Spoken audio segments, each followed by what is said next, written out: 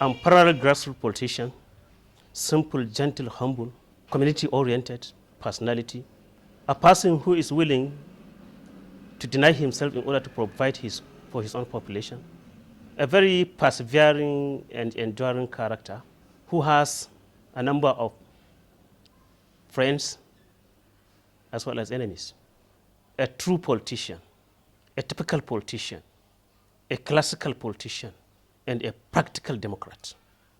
That's Kwankwaso. Kwankwasiyyah is a new political movement which is rooted in the idea of liberating, emancipating the youth from the clutches of gerontorical bondage. It is a movement that is focused on socio-economic transformation of the society. And it has its own aims and objective, which is built on its own priorities. The first priority of Kwankwasiyyah is education. The second priority of Kwankwasiyyah is education. The third priority of Kwankwasiyyah is education. Priority number 4 of Kwankwasiyyah is justice and equity. Priority number 5 of Kwankwasiyyah is leadership. Priority number 6 of Kwankwasiyyah is industrialization and agricultural development. Let's start with education, which is the first, the second, and the third priority. The grand commander of the movement, Kwankwaso, is passionate about education because he is conscious of the fact that it takes education to control desert. It takes education to have control over sea and ocean.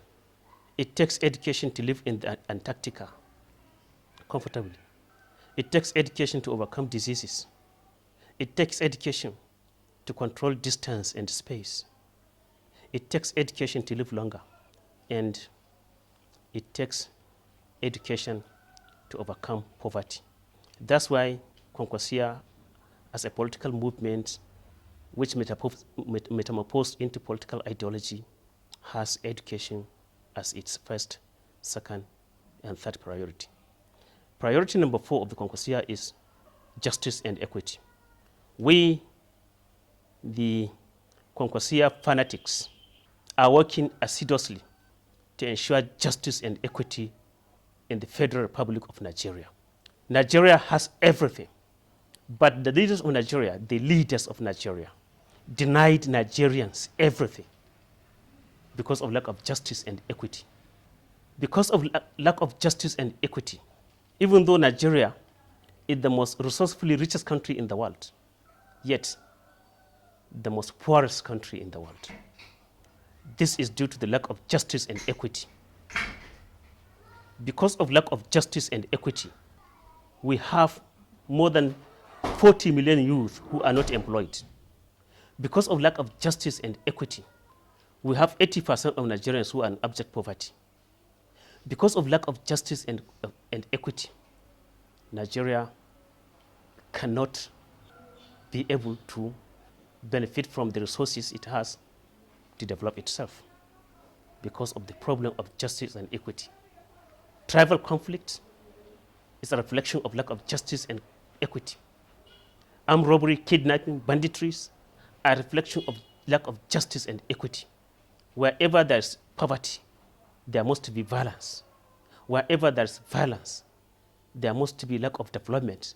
And wherever there's lack of development, there must be more pronounced poverty. The vicious cycle continues. And all these are hinged on the problem of justice and equity. Resources of the country are not shared justly. Few parasites are the one having the monopoly of the resources of the country. That compounds the problem. So, the fourth priority is justice and equity. Priority number 5 is to ensure a leadership. We have everything but leadership. We are still working seriously to find a leadership for the country. Because of lack of leadership, that's why we have problem with justice and equity. We need leaders who are inspirational and transformational.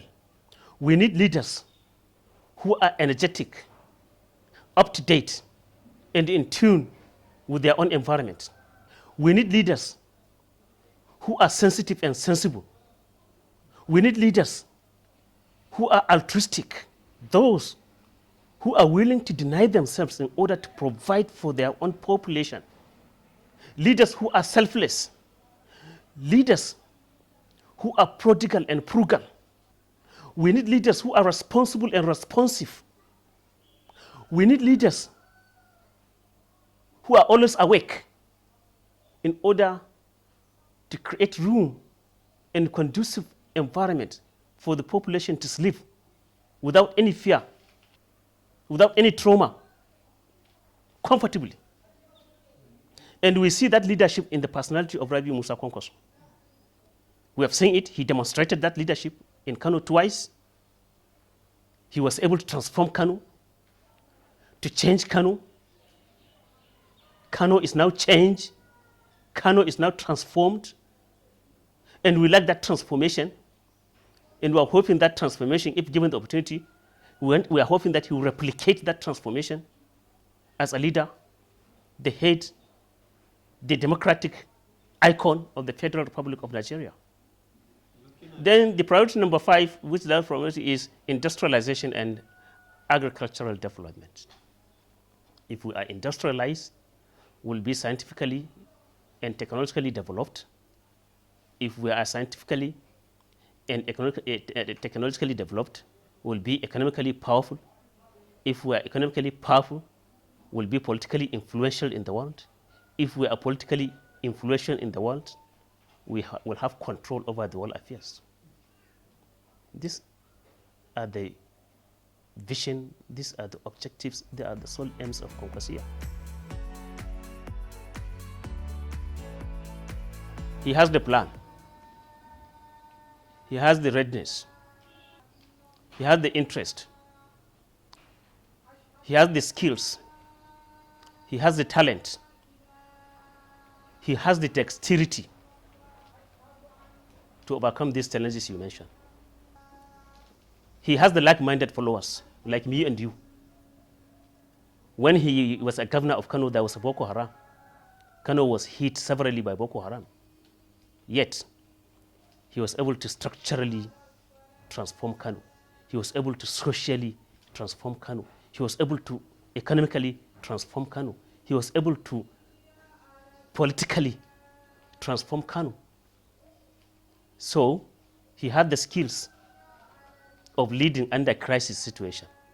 And he had the skills of overcoming the crisis, as he did when he was a governor during Boko Haram in Kano.